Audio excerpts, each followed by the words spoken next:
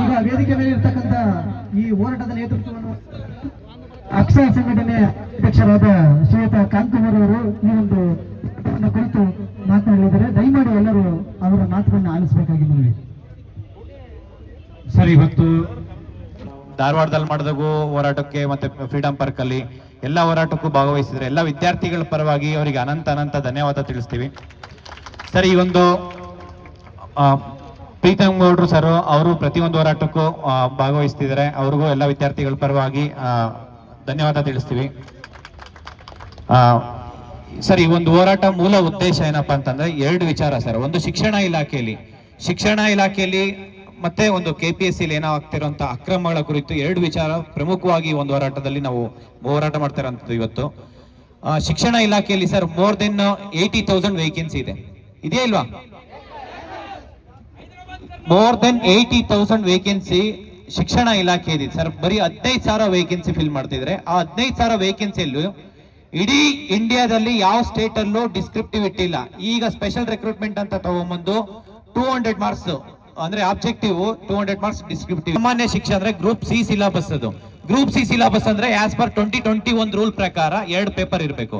ಒಂದು GK paper, ಒಂದು specific paper.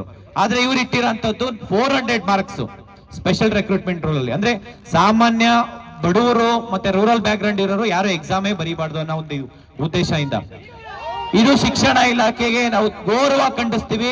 ಬರೀ ಬೇರೆ ಎಲ್ಲಾ ಸ್ಟೇಟ್ ಅಲ್ಲೂ 150 ಮಾರ್ಕ್ಸ್ 200 ಮಾರ್ಕ್ಸ್ ಆಬ್ಜೆಕ್ಟಿವ್ ಇದೆ. ಅದೇ ರೀತಿ ಈ ಹಿಂದೆ ಇದ್ದಂತ 15-20 ವರ್ಷದಿಂದ ಎಕ್ಸಾಮ್ ಪ್ಯಾಟ್ರನ್ ಬರೀ 200 ಮಾರ್ಕ್ಸ್ಗೆ ಆಬ್ಜೆಕ್ಟಿವ್ ಟೈಪ್ ಇತ್ತು. ಈಗ ಸಡನ್ ಆಗಿ ಡಿಸ್ಕ್ರಿಪ್ಟಿವ್ ಇಟ್ಟಿದ್ದಾರೆ ಅಂತಂದ್ರೆ ಇಡೀ ಕರ್ನಾಟಕದಲ್ಲಿ ಸುಮಾರು 5-6 ಲಕ್ಷ ಜನ ಬರೀ ಶಿಕ್ಷಕರ ಆಸ್ಪರೆಂಟ್ಸ್ ಇದ್ದಾರೆ. ಅವರಿಗೆಲ್ಲರಿಗೂ ಅನ್ಯಾಯ ಮಾಡ್ತದೆ ಶಿಕ್ಷಣ ಇಲಾಖೆಯಿಂದ. ಇವ್ರು ಕರೆದಿರೋದೇ 15,000 ಪೋಸ್ಟ್. ಮೋರ್ ದೆನ್ 80,000 ವೇಕೆನ್ಸಿ ಇದೆ. ಬರೀ ಕರೆದಿರೋದೆಷ್ಟು? 15,000 ವೇಕೆನ್ಸಿ. ಅದರಲ್ಲಿ ಬಿಕಾಂ ಅವರಿಗೆ BEd ಮಾಡೋದಕ್ಕೆ ಅವಕಾಶ ಮಾಡಿಕೊಟ್ಟಿದ್ದಾರೆ, TETಗೆ ಅವಕಾಶ ಮಾಡಿಕೊಟ್ಟಿದ್ದಾರೆ, CETಗೆ ಅವಕಾಶ ಮಾಡಿಕೊಟ್ಟಿಲ್ಲ. ಕೋರ್ಟ್ ಆರ್ಡರ್ ಇದ್ರೂ ಕೂಡ CETಗೆ ಅವಕಾಶ ಮಾಡಿಕೊಡ್ತಾ ಇಲ್ಲ. ನಾವು ಅದನ್ನು ಚಾಲೆಂಜ್ ಮಾಡ್ತೀನಿ ಅಂತ ಹೇಳ್ತಿದ್ದಾರೆ. ಇದನ್ನ ಶಿಕ್ಷಣ ಇಲಾಖೆ ಈ ಕೂಡಲೇ ಇದನ್ನ ಅವರಿಗೂ ಅವಕಾಶ ಮಾಡಿಕೊಡ್ಬೇಕು. ಸರಿ, 15,000 ವೇಕೆನ್ಸಿಯಲ್ಲಿ ನೋಡಿ, ಇದು ಶಿಕ್ಷಕ ಸಂಗೀತ ಕರ್ಕೊಂಡು ಯಾರಿಗ್ ಬೇಕಾ ಅವರಿಗೆ ದುಡ್ಡು ಕೊಟ್ಟವರಿಗೆ ಮಾರ್ಕೊಂತ ಇದ್ದಾರೆ. ಇವತ್ತು ಇಷ್ಟು ಶಿಕ್ಷಣ ಇಲಾಖೆಯಲ್ಲಿ ಸಾಮಾನ್ಯ ಶಿಕ್ಷಕರಂತೆ ಪ್ರೈಮರಿ ಸ್ಕೂಲ್ ಟೀಚರ್ಸ್ ನ ರೆಕ್ರೂಟ್ಮೆಂಟ್ ಮಾಡ್ಕೊಬೇಕು ಸರ್. PSTR ಕಲ್ಯಾಣ ಕರ್ನಾಟಕದಲ್ಲಿ 4,424 ಪೋಸ್ಟ್ ಅಪ್ರೂವಲ್ ಆಗಿತ್ತು. 2 ವರ್ಷ ಮುಂಚೆ 4,424 ಪೋಸ್ಟ್ ಅಪ್ರೂವಲ್ ಆಗಿರೋದನ್ನ ಇವರು ಬರೀ 28 ಪೋಸ್ಟ್ ಅಷ್ಟೇ ಕಾಲ್ ಮಾಡ್ತೀವಿ ಅಂತ ಹೇಳಿದ್ರು. ಅದನ್ನ ತಿರ್ಗಾ ಮತ್ತೆ ಹೋರಾಟ 800 ಪೋಸ್ಟ್ ಮಾಡ್ತೀವಿ ಅಂತ ಮಾಡಿದ್ದಾರೆ. ಇದನ್ನ ಕಲ್ಯಾಣ ಕರ್ನಾಟಕದಲ್ಲಿ ಸಾಕಷ್ಟು ಹುದ್ದೆಗಳು ಖಾಲಿ ಇದಾವೆ ಸರ್. ಆಸ್ ಪರ್ 371J ಪ್ರಕಾರ ಅಪ್ ಟು 80% ಫೈನಾನ್ಷಿಯಲ್ ಡಿಪಾರ್ಟ್ಮೆಂಟ್ ಇಂದ ಅಪ್ರೂವಲೇ ಬೇಕಿಲ್ಲ. ಆದ್ರೆ ಇವರು ಬೇಕು ಅಂತ ರಾಜಕೀಯ ಇಚ್ಛಾಶಕ್ತಿಯಿಂದ ಇವತ್ತು MLA ಮಿನಿಸ್ಟರ್ಸ್ ಅವರು ಸ್ಕೂಲ್ ಕಾಲೇಜಸ್ ಎಲ್ಲಿ ಮುಚ್ಕೊಂಡು ಹೋಗುತ್ತೆ ಅಂತ ಹೇಳ್ಬಿಟ್ಟು ಇವತ್ತು ಸರ್ಕಾರಿ ಸ್ಕೂಲ್ ಅಲ್ಲಿ ಯಾವ್ದು ಟೀಚರ್ ರಿಕ್ರೂಟ್ಮೆಂಟ್ ಮಾಡ್ತಾ ಇಲ್ಲ, ಕ್ವಾಲಿಟಿ ಎಜುಕೇಶನ್ ಕೊಡ್ತಾ ಇಲ್ಲ. ಯಾವ್ದು ಕನ್ನಡ ಮೀಡಿಯಂ ಏನ್ ಸ್ಕೂಲ್ ಕಾಲೇಜಸ್ ಇದೆ ಇವತ್ತು ಸಾವಿರಾರು ಸ್ಕೂಲ್ ಕಾಲೇಜಸ್ ಅಲ್ಲಿ ಬರೀ 1 ಟೀಚರ್ಸ್ ಇದ್ದಾರೆ. ಆ ಪರಿಸ್ಥಿತಿಗೆ ಇವತ್ತು ಸರ್ಕಾರ ತಗೊಂಡ್ಬಂದಿದ್ದಾರೆ. ಇದನ್ನ ಸುಮಾರು 60,000-70,000 ಜನ ಅತಿಥಿ ಶಿಕ್ಷಕರು, ಅತಿಥಿ ಉಪನ್ಯಾಸಕರನ್ನು ತಗೊಂಡು ಇವತ್ತು ಸ್ಕೂಲ್ ಕಾಲೇಜಸ್ ರನ್ ಮಾಡ್ತಿದ್ದಾರೆ. ಇವತ್ತು ನಾವು ಕೇಳ್ತಾ ಇರೋದು ಮಿನಿಮಮ್ 80,000ಕ್ಕೂ ಅತಿ ಹೆಚ್ಚು ಹುದ್ದೆಗಳಿವೆ. ಮಿನಿಮಮ್ 40,000-50,000 ವೇಕೆನ್ಸಿ ಫಿಲ್ ಮಾಡಬೇಕು. ಮತ್ತೆ ಇಲ್ಲಿರೋರ್ಗೆಲ್ರಿಗೂ ನ್ಯಾಯ ಕೊಡಿಸ್ಬೇಕು. ಯಾಕೆಂತಂದ್ರೆ ಅವರು ಸರ್ 10-15 ವರ್ಷ ಆದ್ರೂ ಸಂಗೀತ ಟೀಚರ್ಸ್ ಕರೆದಿಲ್ಲ.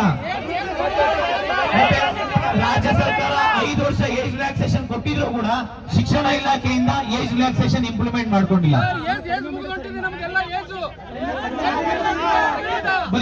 ಬರೀ ಅದೆಷ್ಟೇ ಅಲ್ಲ ಸರ್, ಇದು ಇಷ್ಟು ಶಿಕ್ಷಣ ಇಲಾಖೆಯಲ್ಲಿ ಇಷ್ಟು ಸಮಸ್ಯೆ ಶಿಕ್ಷಣ ಇಲಾಖೆ ಇರೋಂಥದ್ದು. ಇನ್ನ KPSC ಬಂದ್ರೆ KPSCಯಲ್ಲಿ ಪ್ರತಿಯೊಂದು ಎಕ್ಸಾಮ್ ಅಲ್ಲೂ ಕರಪ್ಷನ್ ಆಗಿದೆ. ಪಶು ವೈದ್ಯಾಧಿಕಾರಿಗಳಲ್ಲಿ 80 ಲಕ್ಷ ದುಡ್ಡು ಕೊಟ್ಟು ಈ ದುಡ್ಡು ಕೊಟ್ಟವ್ರಿಗೆ ಕೆಲಸ ಕೊಡ್ತಾರೆ ಅಂತಂದ್ರೆ ಸರ್, ಸಾಮಾನ್ಯ ಪಶು ವೈದ್ಯಾಧಿಕಾರಿ ಅಂದ್ರೆ ಅದು ಮೂಕ ಜೀವಿಗಳಿಗೆ ಚಿಕಿತ್ಸೆ ಕೊಡುವಂತದ್ದು. ಇವತ್ತು ಪ್ರತಿ ಒಬ್ಬರಿಗೂ ಅನ್ಯಾಯ ಆಗ್ತಾ ಇದೆ. ಸಾಮಾನ್ಯ ಈಗ ಫಾರ್ಮರ್ಸ್ ಯಾರು ಶ್ರೀಮಂತರು ಇರಲ್ಲ, ಆ ಒಂದು ಏನೋ ದನ ಕರುನ ಏನೋ ಮೇಯಿಸ್ಕೊಂಡು ಜೀವನ ಸಾಕ್ತಾ ಇರ್ತಾರೆ. ಅದ್ರಲ್ಲಿ ಪಶು ವೈದ್ಯಾಧಿಕಾರಿ group A officer 1.5 lakh salary ಸಿಗುತ್ತೆ. ಅವ್ರು ಇಲ್ಲಿ 80 ಲಕ್ಷ 1 ಕೋಟಿ ದುಡ್ಡು ಕೊಟ್ಬಿಟ್ಟು ಅವ್ರಿಗೆ ಏನಲ್ಲಿ ದನ ಕರುಗಳಿಗೆ ಅವರು ಚಿಕಿತ್ಸೆ ಕೊಡ್ತಾರೆ ಸರ್. ಬರೀ ಅದೊಂದೇ ಅಂತಲ್ಲ, KS ಪೋಸ್ಟ್ ಒಂದು ಪೋಸ್ಟ್ಗೆ 1.5 ಕೋಟಿ ಚಾರ್ಜ್ ಮಾಡ್ತಿದ್ದಾರೆ ಬರೀ 25 ಮಾರ್ಕ್ಸ್ಗೆ. AEE ಸ್ಕ್ಯಾಮ್ ಆಗಿದೆ ಸರ್, PDOದಲ್ಲಿ ಸ್ಕ್ಯಾಮ್ ಆಗಿದೆ, CTI ಸ್ಕ್ಯಾಮ್ ಆಗಿದೆ, ADLR ಸ್ಕ್ಯಾಮ್ ಆಗಿದೆ, ಗ್ರೂಪ್ ಬಿ ಅಲ್ಲಿ ಸ್ಕ್ಯಾಮ್ ಆಗಿದೆ, BBMP AEL ಸ್ಕ್ಯಾಮ್ ಆಗಿದೆ, WRD AEL ಸ್ಕ್ಯಾಮ್ ಆಗಿದೆ. ಪ್ರತಿಯೊಂದು ಎಕ್ಸಾಮ್ ಅಲ್ಲೂ KPSC ಅಲ್ಲಿ ಲಾಸ್ಟ್ 5 ವರ್ಷ ಏನ್ ರೆಕ್ರೂಟ್ಮೆಂಟ್ ಆಗಿದೆ ಪ್ರತಿಯೊಂದು ಎಕ್ಸಾಮ್ ಅಲ್ಲೂ ಸ್ಕ್ಯಾಮ್ ಆಗಿದೆ. ಕಳೆದ 3-4 ವರ್ಷದಿಂದ ಪ್ರತಿಯೊಂದು ಡಾಕ್ಯುಮೆಂಟ್ಸ್ ಕೊಟ್ಟಿದ್ದೀನಿ. ಲಾಸ್ಟ್ 6 ತಿಂಗಳಿಂದ ಪ್ರತಿಯೊಂದು ಡಾಕ್ಯುಮೆಂಟ್ಸ್ ನಾವೇ ಖುದ್ದಾಗಿ ಗವರ್ನರ್ ಆಫೀಸ್ ಕೊಟ್ಟಿದ್ದೀವಿ, DGIGP ಕೊಟ್ಟಿದ್ದೀವಿ, DPRA ಕೊಟ್ಟಿದ್ದೀವಿ, ಚೀಫ್ ಸೆಕ್ರೆಟರಿ ಕೊಟ್ಟಿದ್ದೀವಿ, ವಿಧಾನಸೌಧ ಪೊಲೀಸ್ ಸ್ಟೇಷನ್ ಅಲ್ಲಿ ವಿತ್ ಎವಿಡೆನ್ಸ್ ವಿತ್ FIR ಮಾಡಿದ್ದೀವಿ. ಇಲ್ಲಿವರೆಗೂ ರಾಜ್ಯ ಸರ್ಕಾರ ಕ್ರಮ ತಗೊಂಡಿಲ್ಲ.